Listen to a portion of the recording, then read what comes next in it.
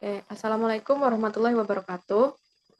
Good morning, Ma'am Isi and everyone. So, in this occasion, we would like to present our interpreting assignment. But before that, let us introduce ourselves first. My name is Kira Eldiana Aulia Masa with student ID number 2302040027. And My name is Izun Arudan Sadawi with ID number 23020400002. okay, so Izun, are you ready now? Yes, I'm Okay, ready. so I'll start now ya. Butuh teknologi hijau literasi sosial untuk pulihkan Citarum. Green technology and social literacy are needed to restore the Citarum River.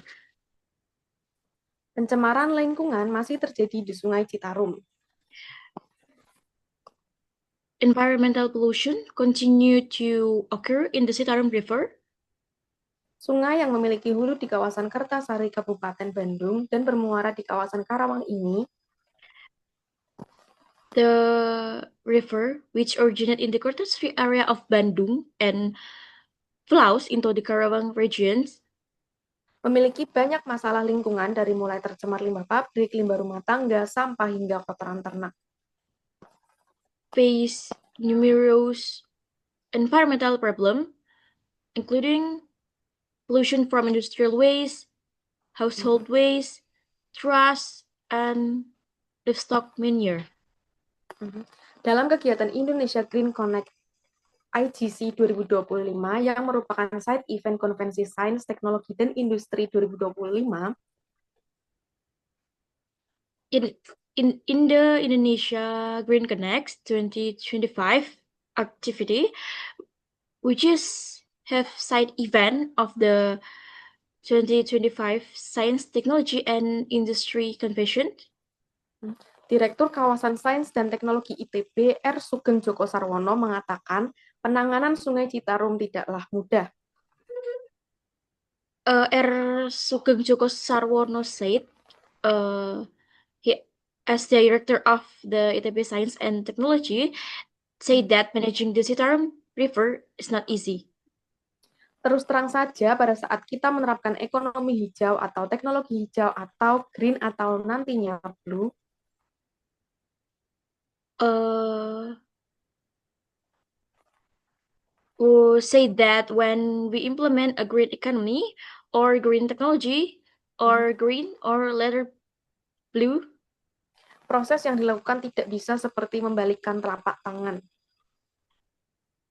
the process is not as simple as a backhand or turning over a plum. Sebagai contoh misalnya, problem di Citarum sebenarnya problem multidimensi. For example, the problem in the Citarum River is actually a multidimensional one. Kata Sugeng pada Kamis. Sugeng said on Thursday. Menurut Sugeng, penanganan permasalahan Sungai Citarum harus kembali pada kebiasaan yang dilakukan warga. According to Sugeng, to repairing the Citarum River problem must return to the local people's habit. Meski teknologi digunakan dalam penanganan masalah Sungai Citarum, dalam hal ini warga harus terbiasa menjaga dan mencintai sungai.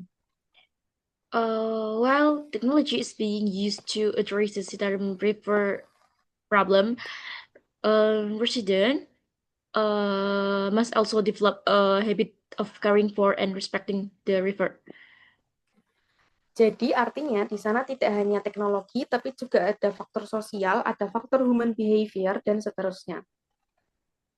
So it's not just about technology that at a play. There are also from the social factor, human behavior, and so on. Sehingga kita berharap dengan terus-menerus melakukan literasi secara masif, So we hope that we continuously and massively literacy, kemudian menghasilkan produk-produk teknologi yang sangat bersahabat dengan lingkungan.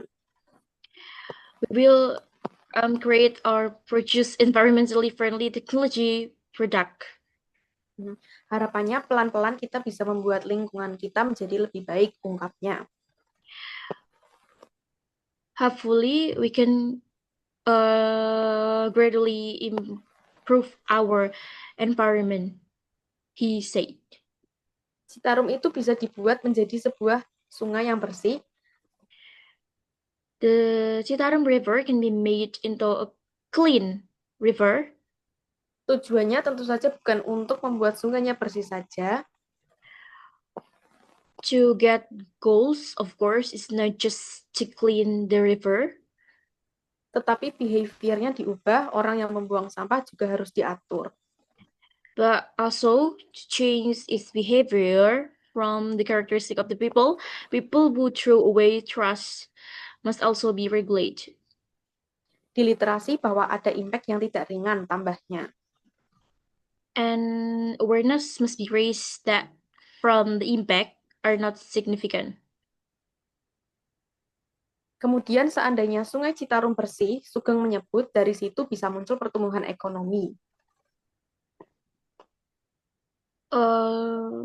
Furthermore, if the Citarum River were clean, Sugeng said it could generate economic growth. Karena di sepanjang jalur yang dilalui oleh Sungai Citarum bisa meningkat ekonominya. Because people would want to live there, do business there too.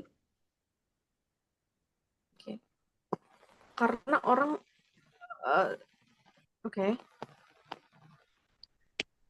bisa meng-create area-area wisata baru dan seterusnya. It could create new tourist area and so on. Jadi saya kira mesti dilihat dari sisi global, makro, dan mikro, ujarnya. So I think has to look at from a global, macro, and micro perspective, he said. Meski dalam IGC 2025 tidak membahas Sungai Citarum secara spesifik, Although the IGC 2025 did not specifically discuss the Citarum River, pihaknya bersama Energi Akademi Indonesia atau EKADIN membahas tentang permasalahan sampah dan sampah menjadi permasalahan utama di Sungai Citarum. from the team, along with the Energy Academy, discuss the issue of waste, and waste is a major problem in Citarum River. Masalah sampah di Bandung Raya. Garbage problem in Greater Bandung. Begitupun dalam menangani permasalahan sampah yang terjadi di Indonesia, khususnya di Bandung Raya. Likewise, regarding waste management in Indonesia, particularly in Greater Bandung, menurut Sugeng, Indonesia bisa belajar dari negara-negara di Asia dan Eropa dalam penanganan sampah. Sugeng believe Indonesia can learn from Asian and European countries in waste management. Agak sulit dijawab secara pasti ya, bisa atau tidak. It is a bit difficult to answer definitely whether it's possible or not.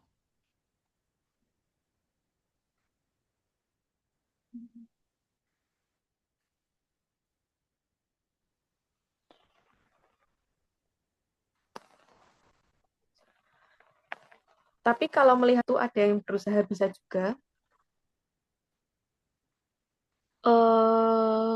But if you look, it can be done.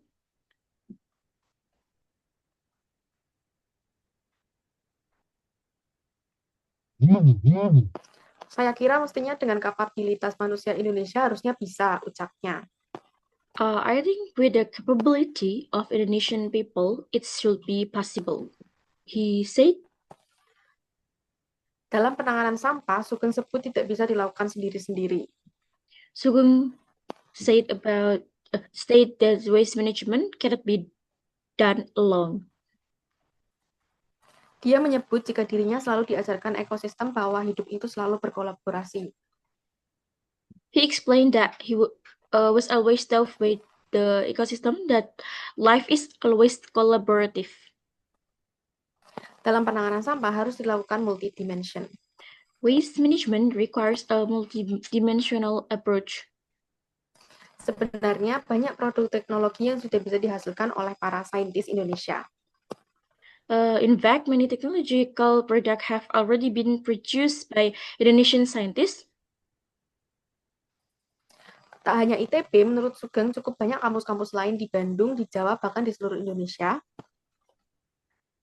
Not only ITB, but according to Sugeng, many other universities in Bandung, Java, and even through Indonesia are developed.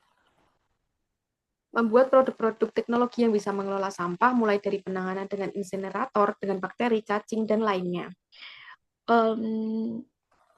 Make product that can manage waste from bacteria, worm, and so on. Sekali lagi, utamanya itu menurut saya adalah behavior. Once again, I think the main issue is behavior. Artinya, kita memang belum terbiasa memilah, terutamanya. The mean we're not used to sorting, especially.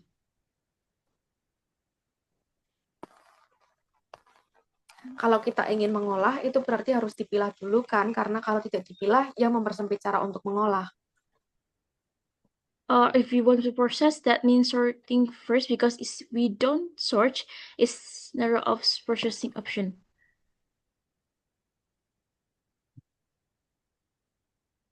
Tapi kalau kita sudah milah, maka memperlebar cara untuk mengolah, terangnya. But if we do sort, is burden our processing options. Explain by him. Seperti diketahui, IGC 2025 merupakan forum strategis nasional yang digelar untuk mendorong kolaborasi lintas sektor. As we know, IGC 2025 is National Strategic Forum held to encourage cross-sector collaboration Dalam percepatan pembangunan berkelanjutan dan transformasi hijau di Indonesia. to accelerate sustainable development and green transformation in Indonesia. Forum ini juga merupakan acara utama dalam peringatan Hari Kebangkitan Teknologi Nasional. This forum also the main event in commemoration of National Technology Awakening Day. Diselenggarakan Ekadin dan bekerjasama dengan ITB. Organized by Ekadin in collaboration with ITB. IGC 2025 mempertemukan pemimpin dan mengambil kebijakan dari pemerintah, usaha, misi, dan inovator.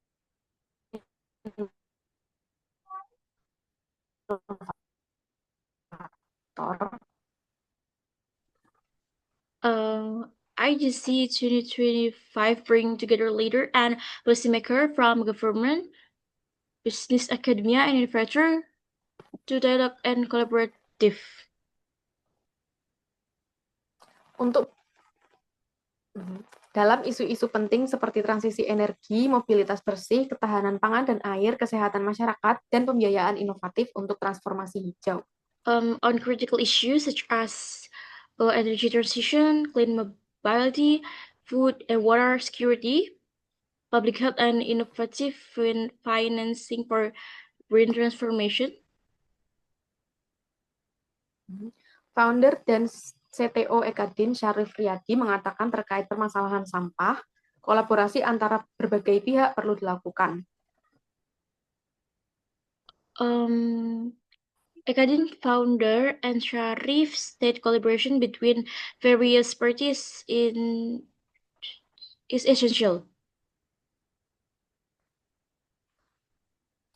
Hakteknas 2025 merupakan momentum yang tepat dalam percepatan net zero emission Indonesia 2060. Hakteknas is the perfect opportunity to accelerate Indonesia's net zero emission target by 2060.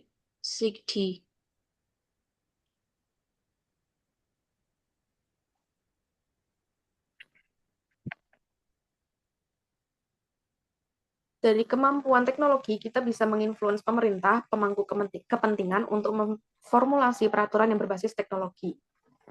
Based on the technological capability, we can influence the government as all the stakeholder to formulate technology-based regulation. Karena kalau kita mencontoh negara-negara maju, mereka berangkatnya dari teknologi. Because if we follow example from other countries, they start from technology. Kompetensi di teknologi berangkat ke pemerintah, peraturannya akhirnya juga ke arah ekonomi, masyarakat yang makmur gitu. Competency in technology, they move on to the government, and ultimately, all regulations are also directed toward the economy. Yeah. Untuk net zero, akhirnya ada kata green ini, green connect ini. Kita ingin teknologi yang bersih, yang zero carbon emission, target Indonesia 2060 tuturnya. For net zero, finally, there's term green connect. We want clean technology, zero carbon emissions. Indonesia target is 2060. You said. Yep. Right. Okay, thank you, Gira. I will read my news. You can wait.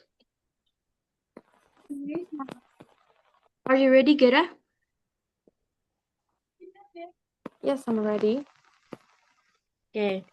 Banjir terjang Bali, anggota DPR soroti pembangunan masif, tata lingkungan buruk. Flood happens in Bali. The member of representative highlight the massive establishment with poor environmental management. Banjir menerjang sejumlah wilayah di Provinsi Bali. Floods have hit a number of areas in Bali province. Anggota DPR Dapil Bali, Inengah Senantara, menyorot pembangunan masif yang kini terjadi di Bali. Member of the House of Representative for Bali, Inengah Senantara, highlighted the massive development currently taking place in Bali. Banjir karena pembangunan yang masif di banyak titik, perubahan alih fungsi di banyak tempat.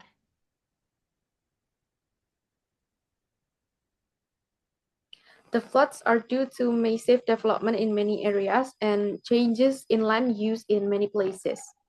Yang terbaru, coba perhatikan Jalan Raya Padanggala atau Ngurah Rai, Jalan Hang Tuah, itu semua areanya jalur hijau. Sekarang kenapa jadi beton semua? Ujar Senantara ketika dihubungi.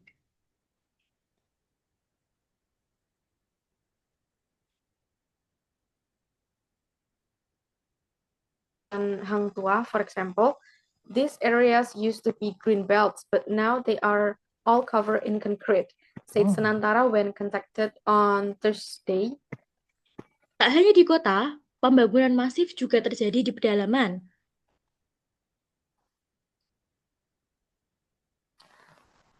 Not only happening in the city, but massive development also happen in the interior. Kemudian, kata Senantara, tata kelola lingkungan yang buruk turut menyumbang andil Bali diterjang banjir. Furthermore, Senantara said that poor environmental management has also contributed to the flooding in Bali.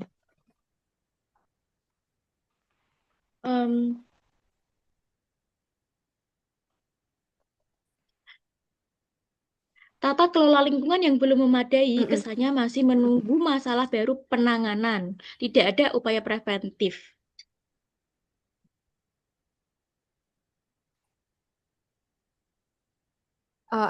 Environmental management is still inadequate. That they seems like they are still waiting for new problems to arise before taking action. There are no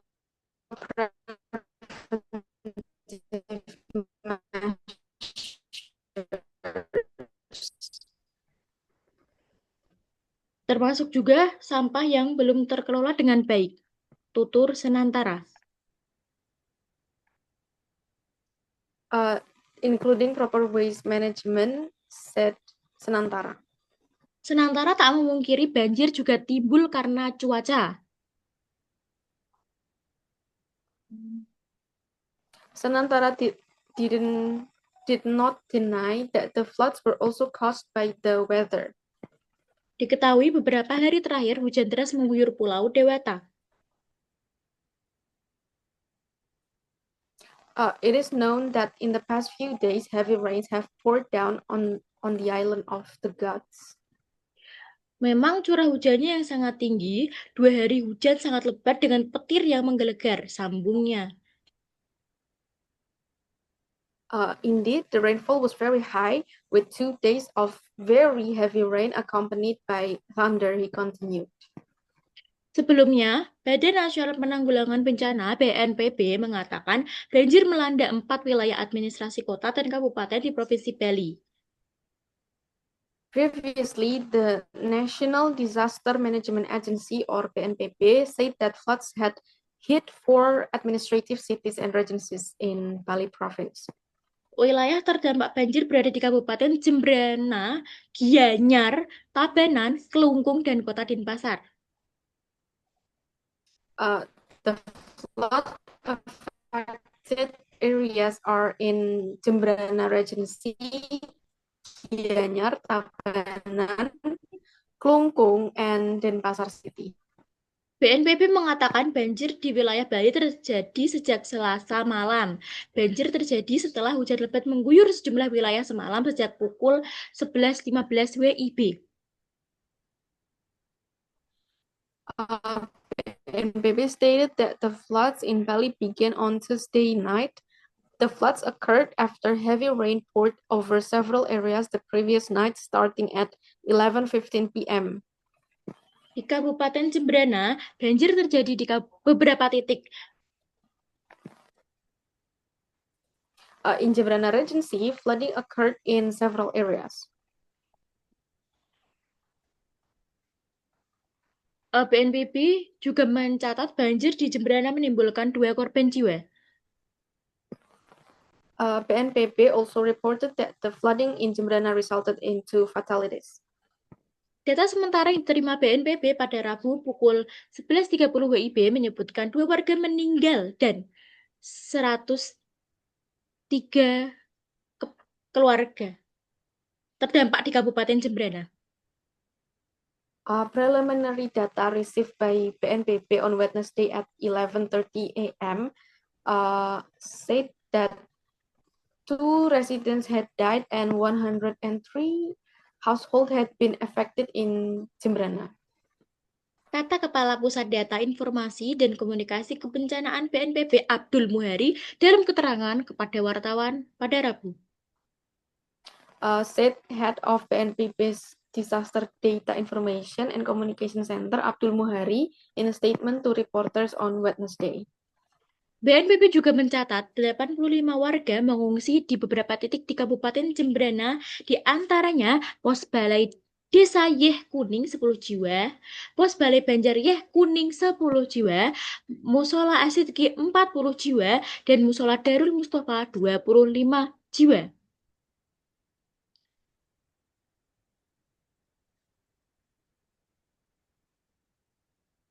BNPB also recorded that 85 residents were evacuated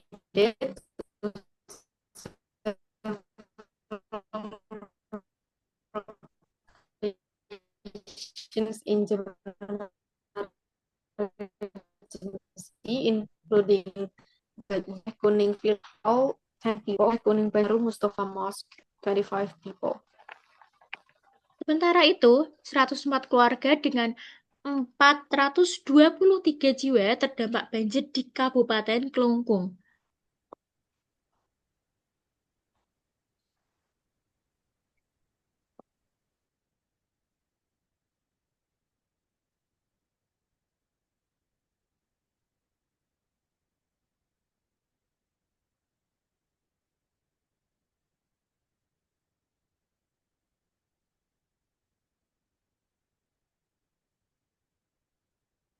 Okay, Gira, are you ready?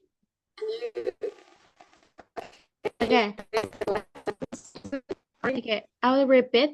Sementara itu, 104 keluarga dengan 423 jiwa terdampak banjir di Kabupaten Kelungkung.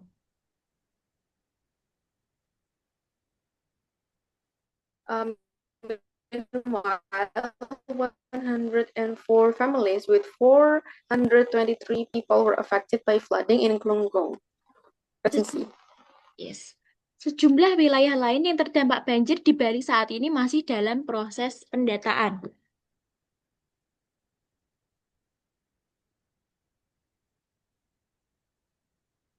A number of other areas affected by flooding in Bali are currently still being assessed. BNPB juga menjelaskan ada 4 kecamatan di Kota Denpasar yang saat ini terdampak banjir.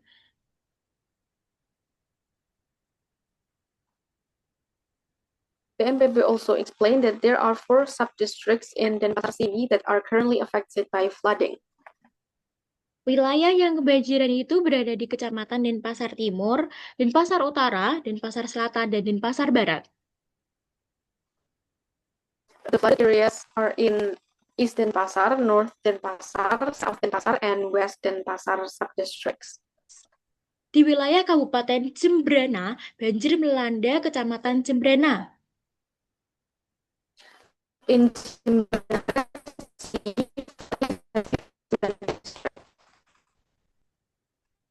Sedangkan daerah lain banjir Kecamatan Sukawati di Kabupaten Gianyar, Kecamatan Kediri di Kabupaten Tabanan, dan Kecamatan Dawan di Kabupaten Klungkung.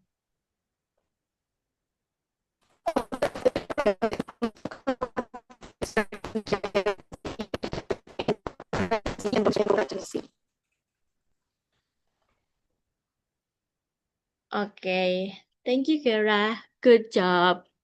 So we are finished.